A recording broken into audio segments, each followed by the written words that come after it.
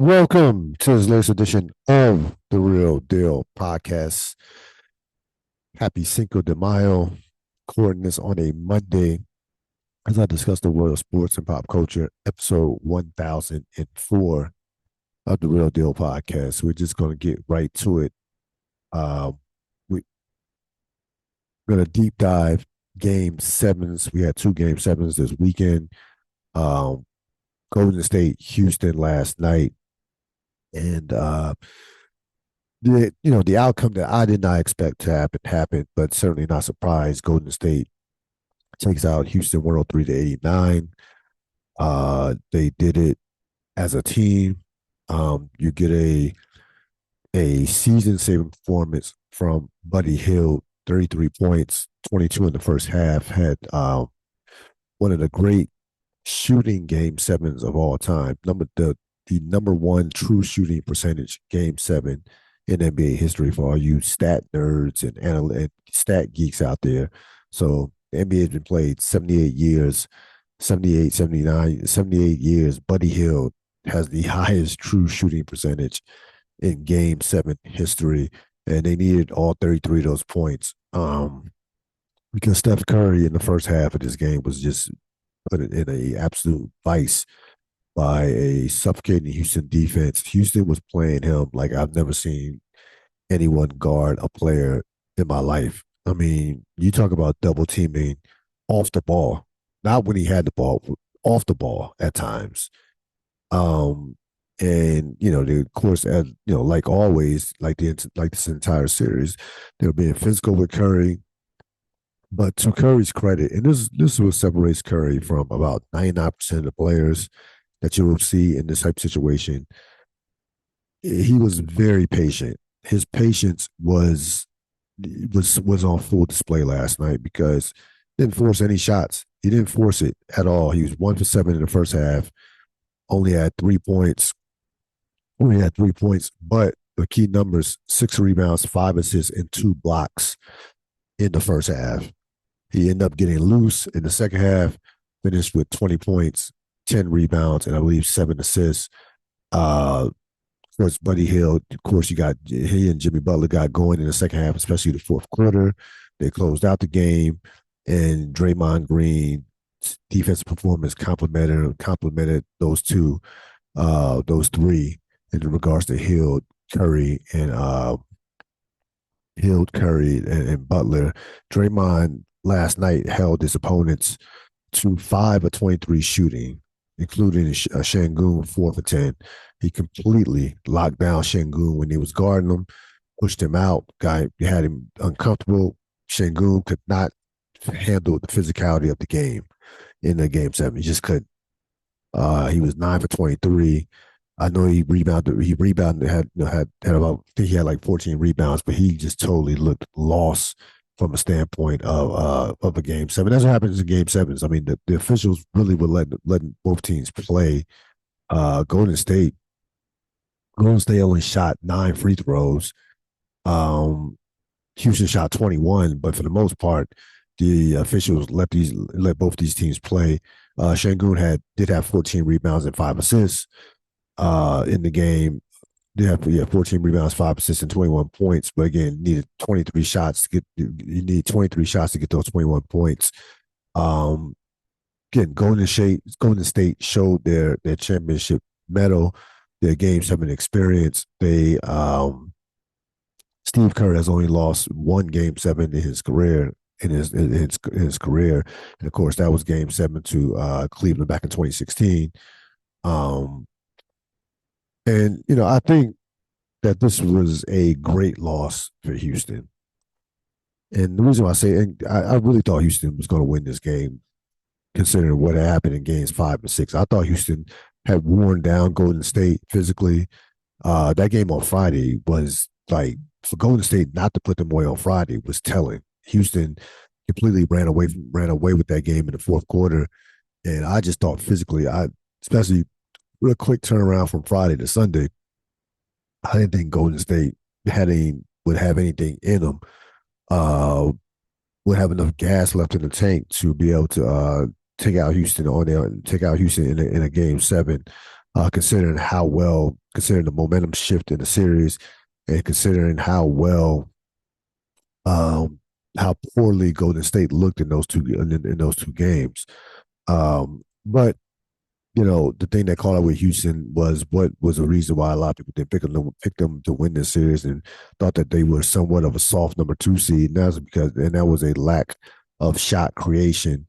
Um, a go-to man, a perimeter go-to guy down the stretch of a fourth quarter, a closer.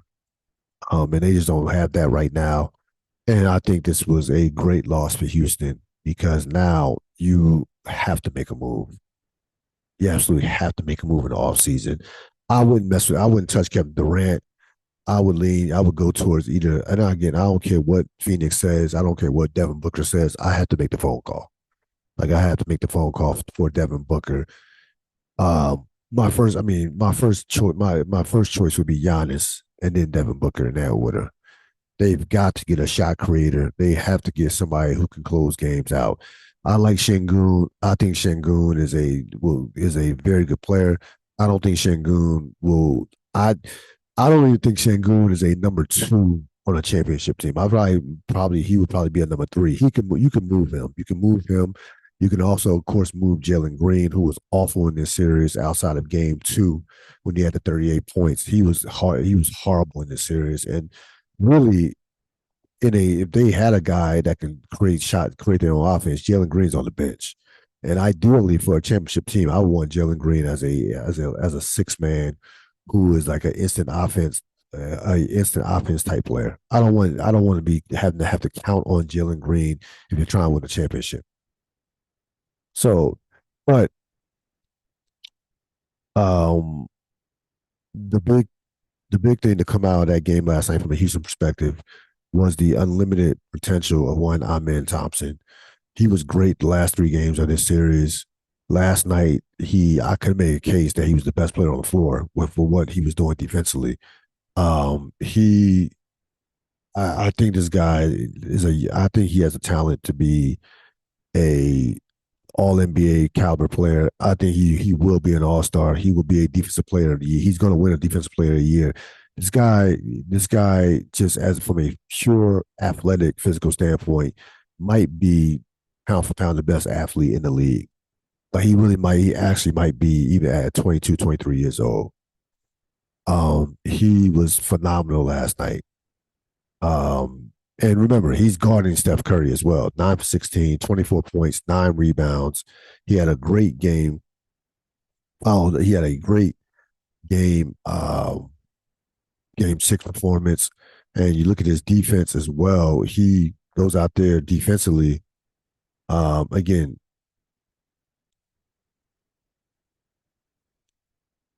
and defensively, looking at his defensive numbers, yeah, no defense. So 4 for 7. So defensively, guys were 4 for 7 against him. But he's getting the toughest assignment in terms of Steph Curry. But for the series, he was spectacular for the series. And I think this guy, like I said, the way he ended this series. First of all, this guy is one of the most untradeable players.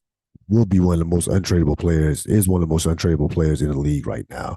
Considering that he's still on a rookie contract and considering the fact of how young he is. He is one of the most valuable assets in the NBA right now. He's a legit top 10, top 15 trade asset right now. Houston, I don't even think Houston could get Giannis. I don't even think Milwaukee could get Thompson for Giannis. So I think, I think that he is that valuable to that team. And I'm telling you right now, with the exception of him, anybody else on that roster can be traded, as far as I'm concerned, if you're Houston. Anybody else on that roster can be traded, with the exception of Thompson.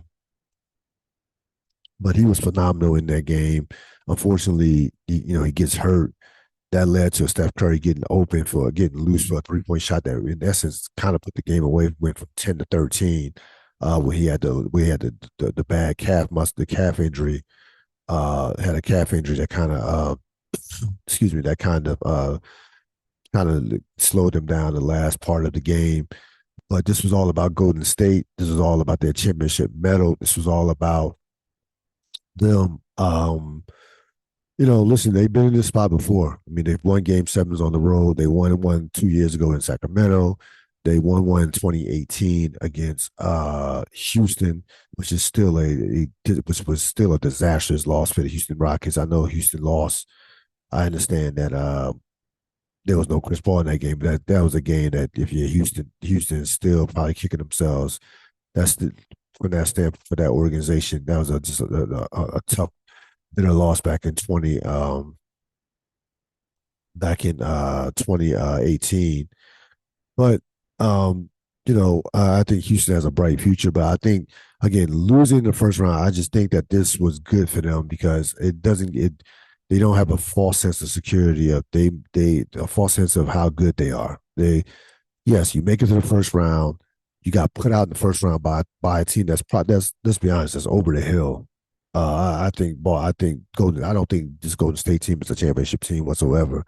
As a matter of fact, I don't certainly don't like their chances against Minnesota in the upcoming series. But ultimately, you give Golden State the credit. Houston still has a ways to go. Um, they certainly again will have to make a move in the summertime. The other game seven took place on Saturday night, was nowhere near as competitive. The Los Angeles Clippers again get embarrassed, find a new way to lose a game, a playoff series, and they absolutely got embarrassed by the Denver Nuggets during this game. So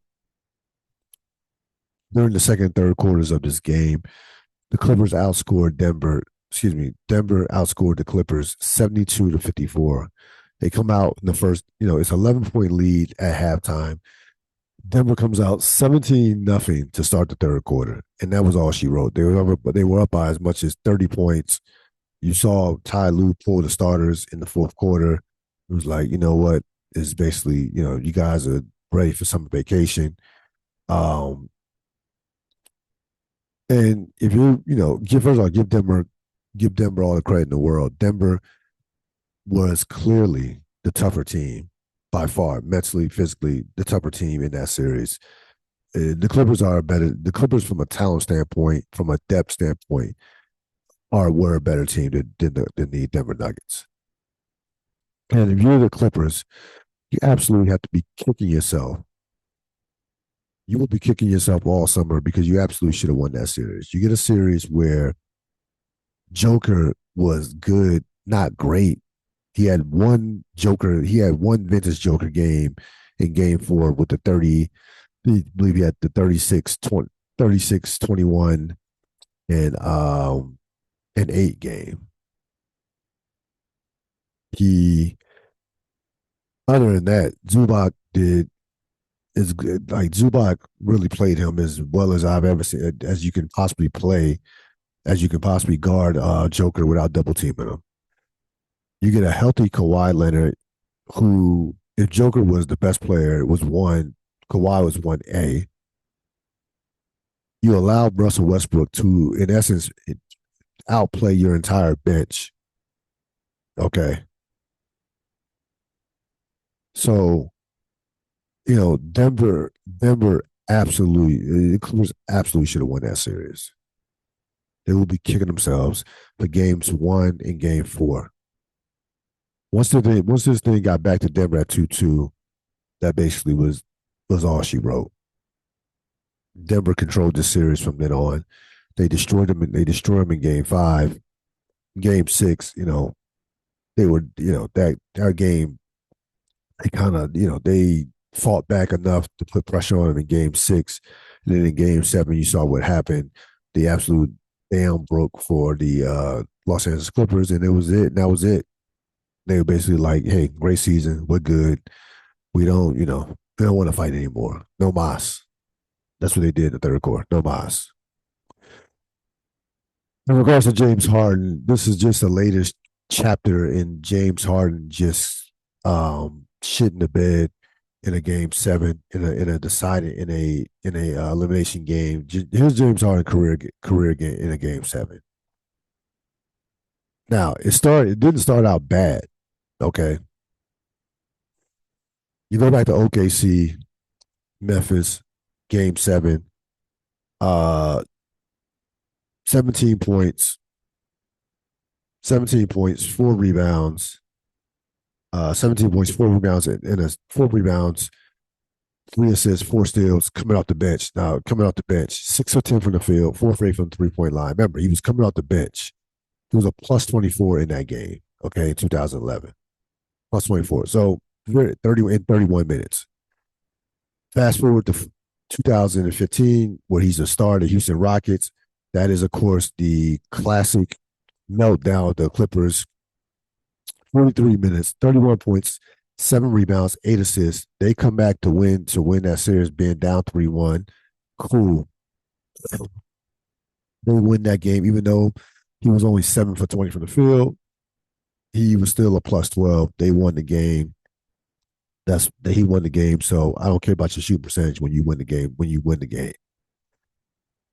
Now we go to Game 7 of the 2018 series against Golden State. 43 minutes, 32 points, 6 rebounds, 6 assists, 4 steals, 12 of 29 from the field, 12 of 29 from the field.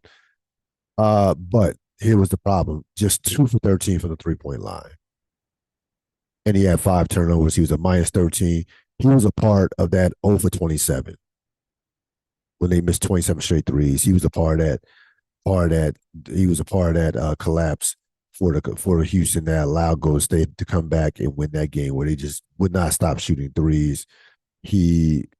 So that was a bad one, but that wasn't like catastrophic. Okay.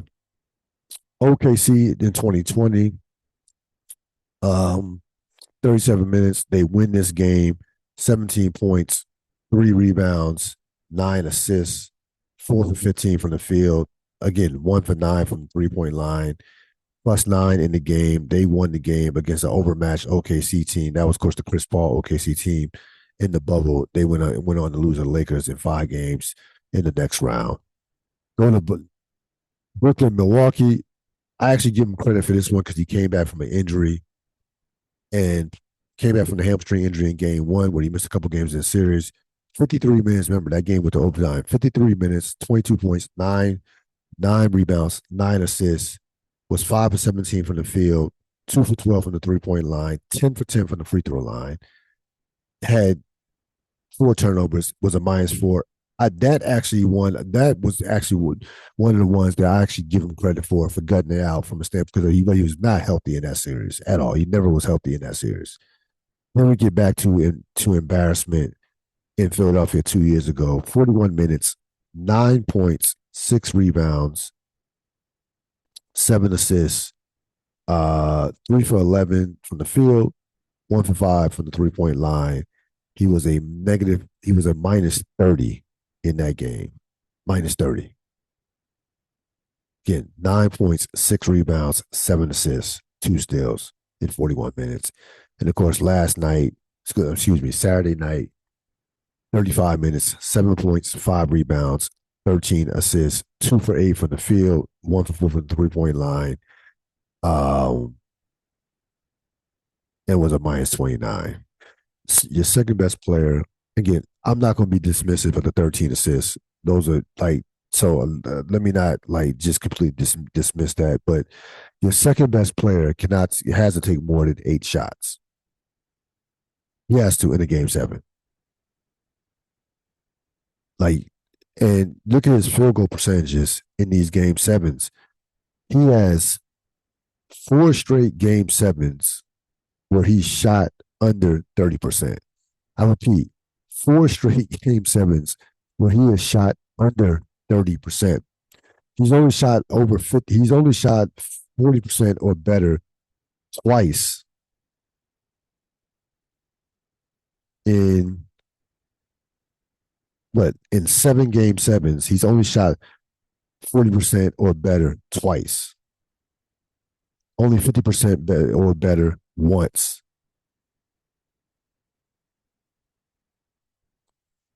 And this is really unexplainable how poorly he's performed. We're talking about a guy who's a top 75 player. We're talking about a guy who's legitimately one of the best scorers of this generation, one of the best playmakers of this generation. At one time, was one of the most durable players for when he was in his prime. Um, I've never seen anything like it in sports. A guy this talented who in the postseason just doesn't not only does he come a small, but completely melts to a point to where he becomes a horrible player. Like Karl Malone, when I was growing up, Karl Malone was a scoring and rebounding machine. He's first team All NBA all every single year. He has a few first team All defensive appearances, 2-time MVP. But he wasn't the greatest playoff player. He would come up small in certain in the biggest moments in the playoffs. But you knew you were getting to the playoffs every year with Karl Malone. He gets to the finals twice. James Harden has never led his team, of course, to the finals as the best player, even when he was finishing top five in MVP for about 4 or 5 year stretch where where he had multiple consecutive years where he finished top five in the MVP race. But at least with Karl Malone, it wasn't where you would like forget that he was on the court. He just didn't match what he was doing in the regular season when he was playing at an MVP type level for over a decade. This Harden went from MVP cal type level in the regular season at times to a guy in the postseason who you would say did not even belong to be on the court while he's performing in these games. And again, I don't know how to explain it. I don't know what the rhyme or reason for it is for it. Listen, I've always questioned Harden. Listen, Harden has never been a guy. I mean, we've known his history as far as liking to go into the strip clubs and things of that nature. But he's never been a guy who has gotten in any trouble off the field, off the court. It's going to end up making probably $300 million for his career in terms of endorsements. So he's very business savvy from that standpoint.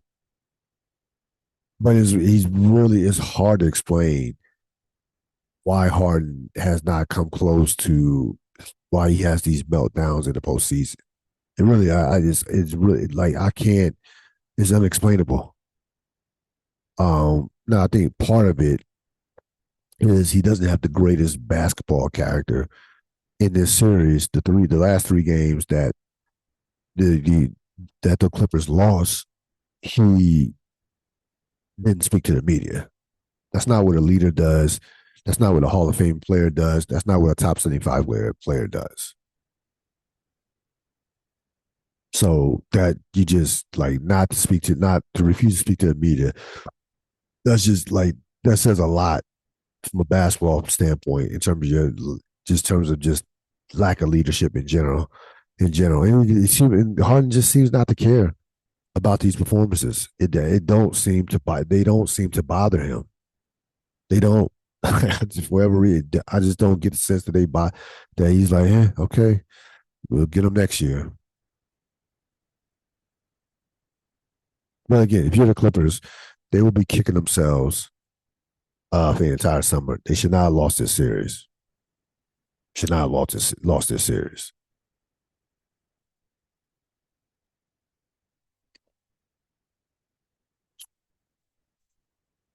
As far as the other game last night, so the conference semifinals, of course, tonight Denver opens up against OKC. Um, Again, I think that this is a matchup. I think OKC will win this series in 6 games. I don't think they're going to run over the Nuggets. I think OKC, along with Cleveland learned the hard way last night. Those first round series you had to completely dismiss with Cleveland and OKC because they were like buys. Those were not real playoff series as far as I'm concerned. They're going to be in for a rude awakening going from Memphis to the Joker. I think Joker will be unleashed in this series. I think he is one of the happiest basketball players on earth right now. The fact that he doesn't have to look at Zubac for until next season compared to Chet Holmgren and Isaiah Hartenstein. Though, like I think Joker will have a big series. It will not be enough because I just think the overall talent and depth of OKC will be too much. But they will be tested in this series. Denver is a tough team. They're a championship team. They know how to win. Um, the coach Adelman pressed all the right buttons during that series. Give him credit. Denver has some momentum going into this game. I don't expect OKC will pull a Cleveland and lose game one, but there will be some rust. And Denver, to me, Denver should absolutely try to go out there and steal this game one with how long OKC has had off. Um, has had off from the time they swept Memphis. Again, OKC has been off since last Saturday. Haven't played a game since last Saturday, so they've had what 8 days off. As far as what happened with Cleveland, Indiana, um, Cleveland's got some problems. First of all, Halliburton and Nemhart were spectacular. 45 points, 19 assists, just one turnover on 16 to 25 shooting. Cleveland couldn't throw in the ocean from the 3-point line. Um, Cleveland's going to have to swallow their pride in this series. They like to get up and down. They like to run and gun a bit. They're going to have to slow down the pace. I think Indiana. I don't think you want to get into a running gun type game with Indiana. They have too many weapons, too much shooting. I think the way that Cleveland takes out Indiana is in the paint, using Mobley and Jared Allen on the inside and going from the inside out. I don't think this is a game. This is a series for Cleveland to sit up here and try to outscore Indiana. I think that falls right into Indiana's hands. Indiana, last night after I thought Indiana absolutely had to get that game. Be with no Garland. Cleveland was rusty, and they certainly did. And Cleveland, remember, not only Garland, this injury to Garland is a little bit more serious than he has a turf toe a little bit more serious than one thought. There was I thought he was going to play last night, so we'll see how this affects the rest of the series. But Mobley both Mobley and DeAndre Hunter also got nicked up, so you know, we're gonna see what the Cavaliers are made of. They're a little nicked up right now. They're a little vulnerable right now. We'll see if Indiana can take advantage of that. Indiana, you know, people keep kind of stepping over Indiana. Indiana last year went to the conference finals, won a game seven on the road. That's a tough team. They're well coached with Carlisle.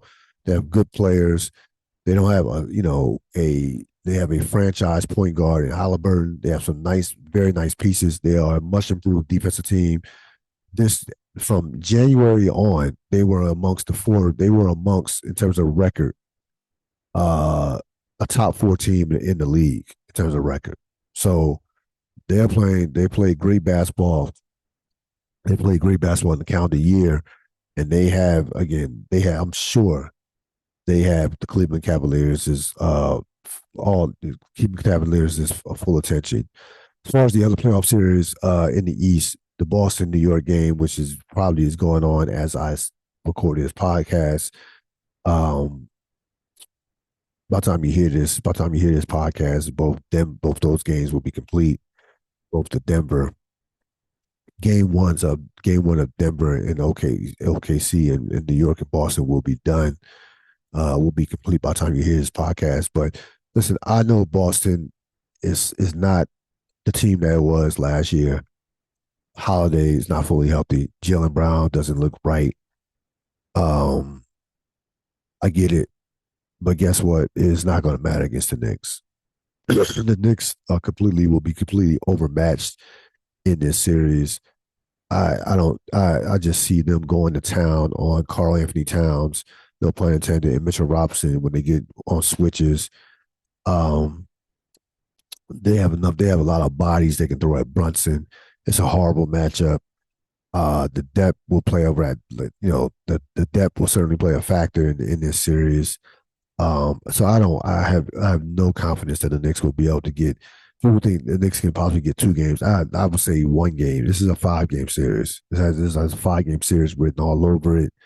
Again, I don't even like Boston is not the team that they were last year. They have some injuries. I think Jason Tatum's going to have a huge series. He's going to have a big time series. I think Jason Tatum, Boston being down a pet, down a smidge, down a level compared to last year, a little bit vulnerable is actually great for Jason Tatum. Jason Tatum can go out there because last year Boston overwhelmed you with talent. I don't think they're going to overwhelm people with talent this year. They're going to Tatum. I think Tatum is going to have to be dominant in these playoffs for them to win a championship. To be perfectly honest with you, I think he's going to have to be dominant, and I think this is his opportunity with Brown being a little nicked up, with Porzingis, you know, not looking the same, looking like the same player. This is his opportunity to be like I to be really show the world that I am without question a top 5 player, and he has a chance to gain a lot of respect with a big postseason performance. So far, the last of how he ended the Orlando series has some big games there. He has a major opportunity here in these playoffs to really shine and really just shut everybody up. To be perfectly honest with you, again, Boston will win this series in a walkover. I just don't see it with the Knicks. They don't have enough depth. They're a horrible matchup. Boston is very comfortable playing the Knicks, extremely comfortable as they should be. They've won beat them eight out of the last 9 times they played them. So don't have a lot of expectations of that series. Of course, tomorrow you get Minnesota, Houston. Um, what Minnesota has that Houston, you got Minnesota, excuse me, Minnesota Golden State. What Minnesota has that Houston does not, of course, is Anthony Edwards. Anthony Edwards. They don't have as many bigs as Houston does, but they have enough.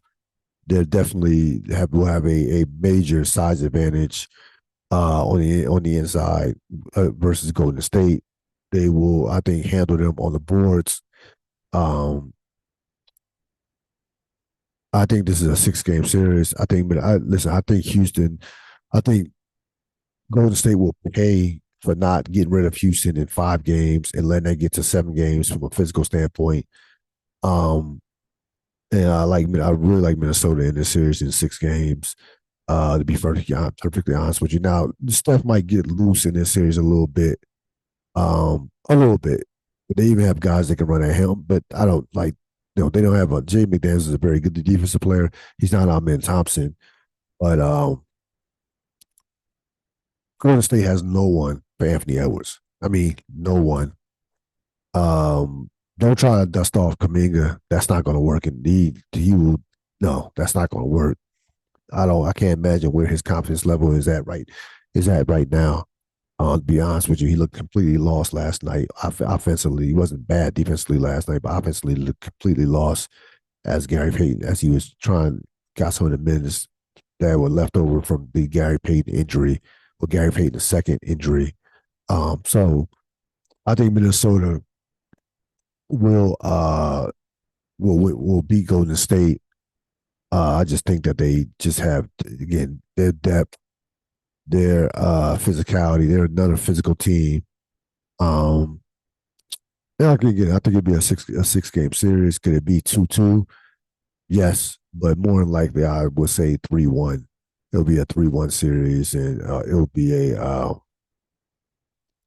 I can see it be. I can see them splitting the first two, and then winning Game 4, Game 5 back in Minnesota, and then wrapping it up in Golden State in a Game 6. I don't think this is going 7. So if you look at the overall, these are the playoffs in the second round. I'm glad the first round is out the way. I still think there are only 2 teams that can win the championship. That's OKC and Boston. You look at these teams, whether it is Boston, OKC, Minnesota, Indiana. Uh, those teams have quality depth. So not only do they have star power, they absolutely have quality depth off the bench. As in comparisons to some of the teams that we saw in the first round that were, maybe had great individual stars. These teams have depth and they have quality depth. Um, and I think there will be the different. It will be the difference in these series versus some of the individual star power you see with a Denver or with the Knicks, or even with Golden State.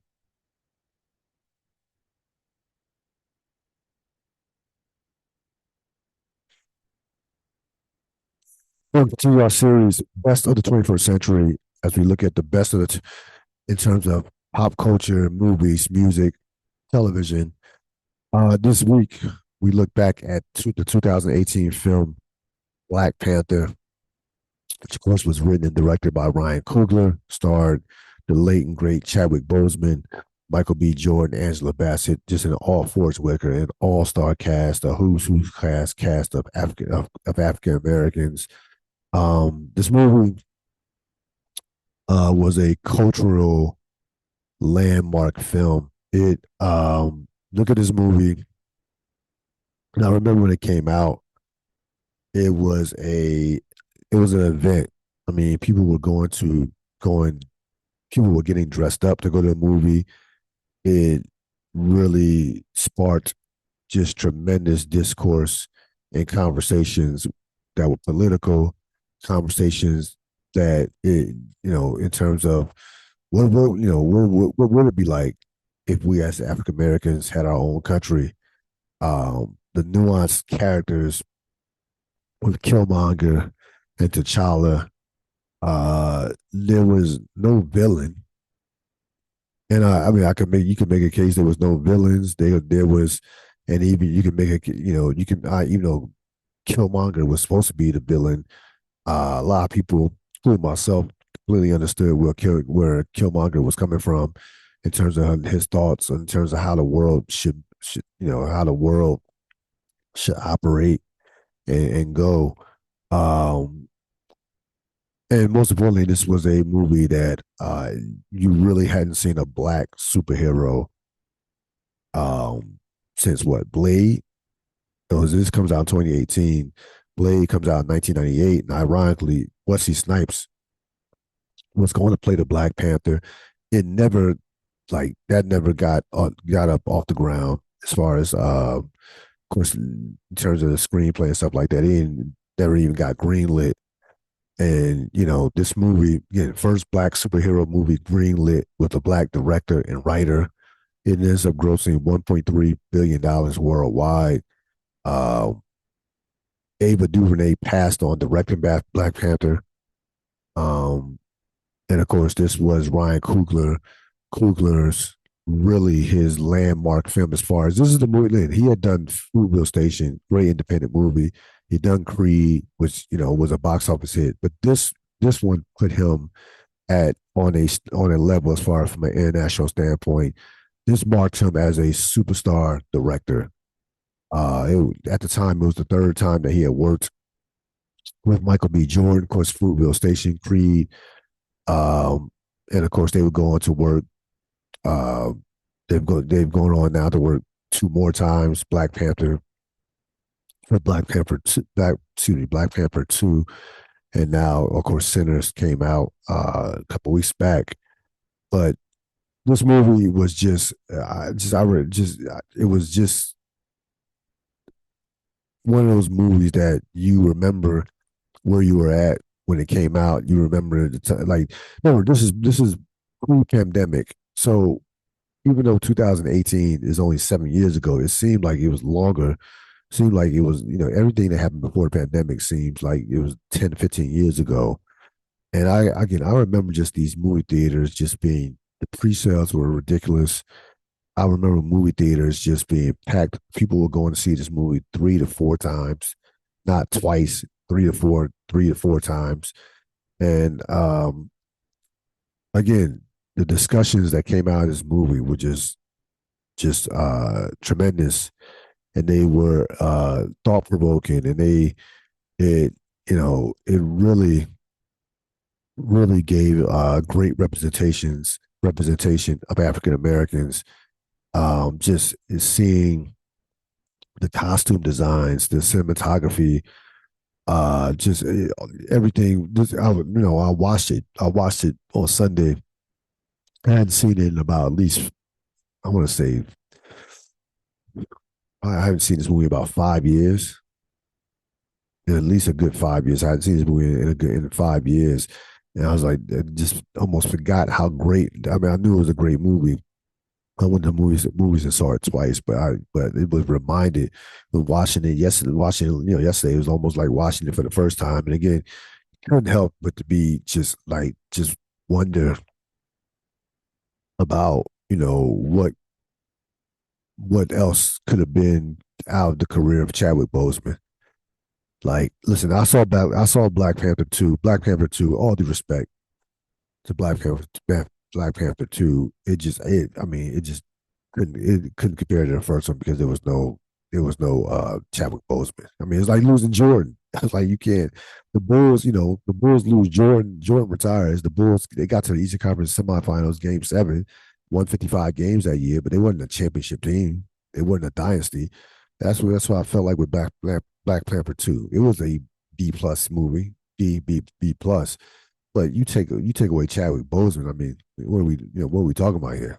Like, Black Panther was a A plus movie in every way imaginable. And again, this movie made Ryan Coogler an international star. And again, Ryan Coogler has a way, and you saw this in Sinners, of just being able to mix culture into whatever genre, whether it's a superhero or whether it's a horror, and make it digestible, as well as any director that I've ever seen. Ever. Like, I've like he the level that he's operating on right now is at a level of, at the time that this was made, he was only 31 years old. He's 38 now, but he's only 31 years old when he made this. And you see a director that's just operating at a different level as far as his thought process, as far as just making you, he wants to make you think. And that is, and you so you if you, went to, if you I've seen Sinners, so I'll talk about Sinners in a couple of weeks. I got that Sinners digest before I get on that one. But I'm telling you right now, the Sinners will be talked about on Best of 21st Century in future episodes of my podcast. But Ryan Coogler is a director that really is intentional, excuse me, about making you think. He wants to make you have to read. You watch Ryan Coogler movie. You're gonna have to do some research afterwards. You're gonna have to listen to a couple of interviews, read a couple of books, or do some, like, because he's that type of director.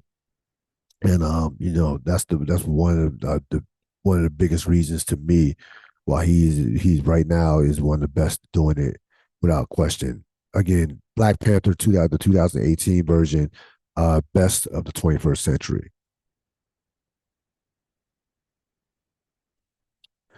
Who won the week? Buddy Hield. Buddy Hield, you come off the bench. Excuse me. You're a role player in a game 7, score 33 points single handedly, keep your team in the game, or have your team in a position to where they have a 12-point lead when your superstar franchise player is having an off night in the first half, which Steph Curry was. You have the highest true shooting percentage in the history of Game Sevens in NBA playoff history.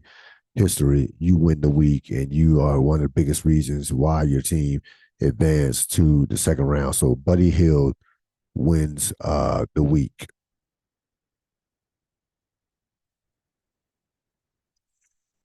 Just one real thought. Of course, on Friday we learned of the resignation as a head coach from the great Greg Popovich. He moves on to become team president. Of course, earlier this season he had a slight stroke. Has excuse me, has some physical issues in regards to that. 76 years old, was the Spurs coach for had been the Spurs coach since the 96-97 season. Here's the Greg Popovich career in a nutshell. So Greg Popovich was the general manager or team president in 96, in 95, 96. He fires Bob Hill. Bob Hill got off to like a 3-15 start. He takes over and they have a bad, he has two bad seasons. The 96, 97 season, that's when Dominique was a Spur. Yeah, it wasn't good.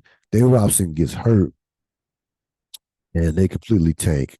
I mean, when I mean tank, they go before they go just all out tanking. They win the draft lottery. You get Tim Duncan, and the absolute rest is history. They had one of the greatest runs in modern NBA history. Five championships, 22 years of making the playoffs, 50 wins every single season. The level of consistency, the evolution of how many times he had to reinvent the team over the course of his career is unparalleled. The 2000, 99 was completely different from 2007. The 2017 was completely different from when they won their last championship in 2014. And for my money, I think he's the greatest coach in NBA history. Yeah, I understand Arbach and Phil Jackson have more titles, but when you look at talent, and Pat Riley has five as well, he had Tim Duncan. He had David Robinson at the end of his career. David Robinson, remember, retires in 2003. Retires in 2003, okay, after their second championship when they beat the Nets in 6 games. After that, I mean, it was Duncan, Parker, Ginobili, and a bunch of role players. Parker and Ginobili are in the Hall of Fame, okay, but those were not all-time great players. They're not. He had one all-time great, which is the greatest power forward of all time, and probably, and without question, probably a top 6 to 8 player, depending on your rankings. Without question, a top 10 player, and Tim Duncan. Other than that, he's developing guys. His development of role players. Even remember, Parker and Ginobili were not lottery picks. He got one. He drafted one lottery pick. Well, two. He drafted one, trade for one. They draft Tim Duncan, of course, which was an easy pick at number one, and they traded for Kawhi Leonard, which extended the Spurs championship window, especially in 2014 with Kawhi Leonard winning Finals MVP. But Phil Jackson has Jordan, Pippen, Kobe, and Shaq. Those are four top 75 players, and in Michael, Kobe, and Shaq, three of the top 10 players of all time. Scottie Pippen is a legit top 35 player, maybe top 30 player. I mean, so he has four. Phil Jackson has four of the top 30 players of all time, with a boatload of just great role players. And Red Auerbach had, we can go through all the talent that Red Auerbach had. Now, you want to say Red Auerbach was ahead of his time because he actually drafted the players. So you want to give Red Auerbach, this is absolutely debatable. We can debate Jackson, Auerbach, and Popovich. But for my money, for doing what he did in the salary cap era, I think he's the greatest coach of all time. This is my opinion. They, again, the level of consistency for 22 straight years where you are winning 50 games every single season. They did not, up until now, the last 5 years were bad. Okay, after the Kawhi Leonard situation where Kawhi left, goes to Toronto, they kind of fell off, they went off the reservation after Kawhi left. After the 2017, that was their last big season.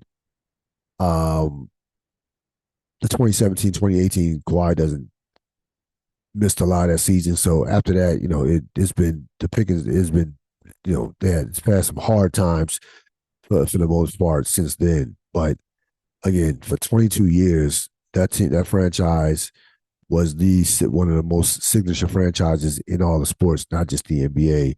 And the number one, the number two reason, Tim Duncan was the first number one reason for that, for the drafting Tim Duncan. Let's be honest, because that's what he started. Started that was that the catalyst for that dynasty that won not dynasty, but for that 5 championship run. But the one, if Tim Duncan is one, Greg Popovich is 1A. Again, for my money, the greatest coach in NBA history. That's going to wrap it up for this latest edition of the Ril Dil podcast. Have a great rest of your week. As always, you can subscribe, share, or like. All your support is greatly appreciated. So long.